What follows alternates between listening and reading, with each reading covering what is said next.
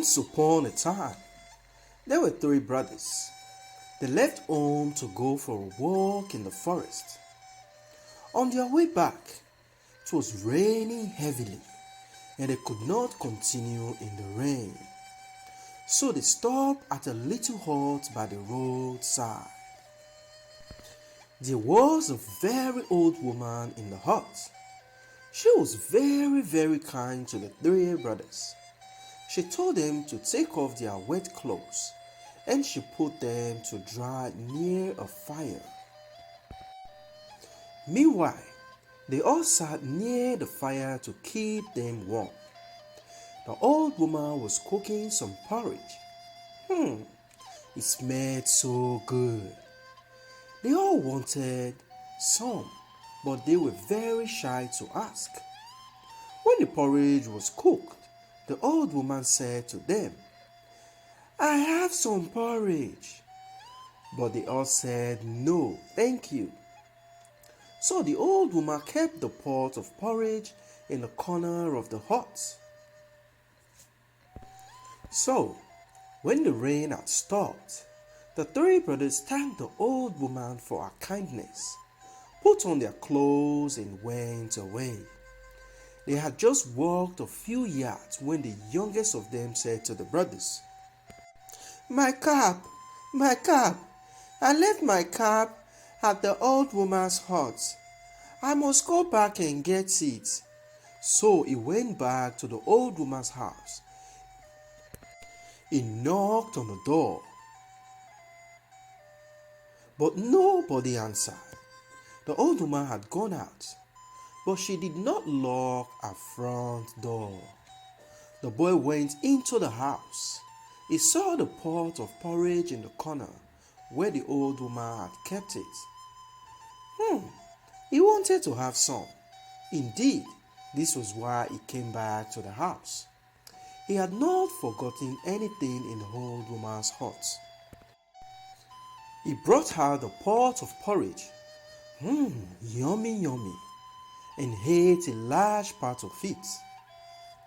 And in order that the pot might be full, he filled it with sand. When he had done this, he went back to meet his brother. They did not suspect anything. The three of them walked on. They had walked a long way when suddenly they heard the old woman shouting. They turned back to see who it was, and there was the old woman whose hut they had stayed. "You ungrateful children," she raged.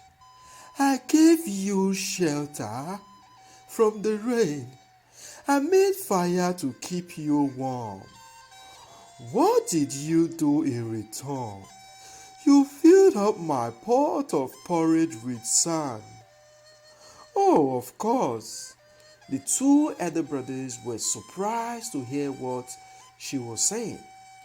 But the youngest was afraid and did not know what to do. Sighed the elder brother. It was the eldest of them that talked first. "Woman, you must be making a mistake. None of us filled your pot of porridge with sand." Then he turned to the youngest of them and asked, "Did you do anything in the old woman's hut when you went for your cap?"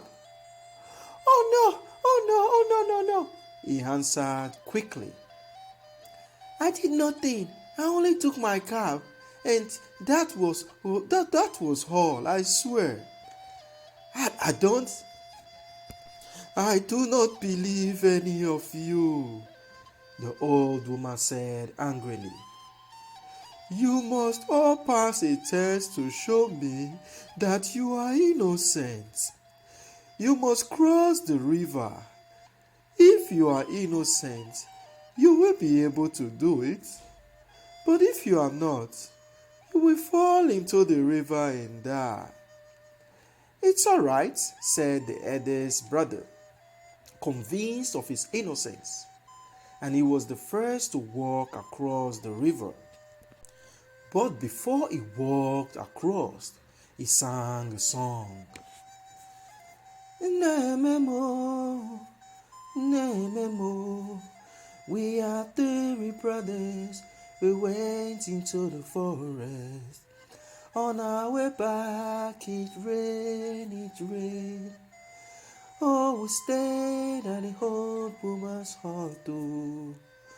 The old woman cooked some porridge. It is true, oh, if it is true, that I hate our porridge and feed it with sand. As I cross, oh, as I cross, Nememo, let me fall into the river. Let me die into the river. But if I am innocent, let me go to the other end. Let me go and live till the end. After singing the song, he walked across carefully while the old woman and his two brothers watched. He got to the other side safely and was very, very happy. His brothers also sang the same song and walked safely to the other side of the river. When it was the youngest brother's turn, he refused to take such a big risk. But the old woman said he must. His brothers, who thought he was innocent, also urged him to do it. So he sang, but rather hurriedly. In a memo, we are three brothers. We went into the forest. On our way back, it rained. We stayed in the old woman's hut. The old woman cooked some porridge. If it's true that I hate our porridge and feed our pot with sand, as I cross this river, let me. At this point, he stopped, but the old woman said, "Go on, boy, finish the song." By this time, his two brothers were beginning to fear for him. They were now almost sure that it was he who had eaten the old woman's porridge and filled the pot with sand. Reluctantly, the youngest boy sang on.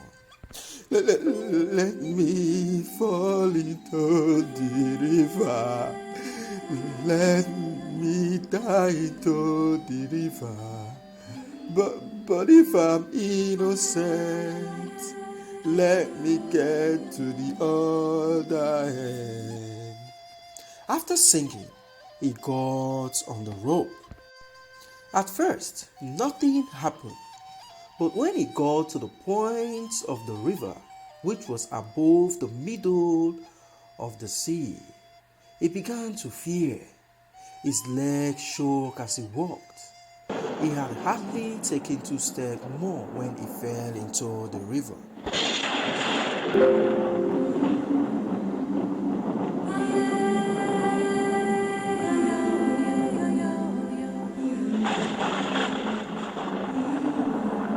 And that was the end of the greedy brother.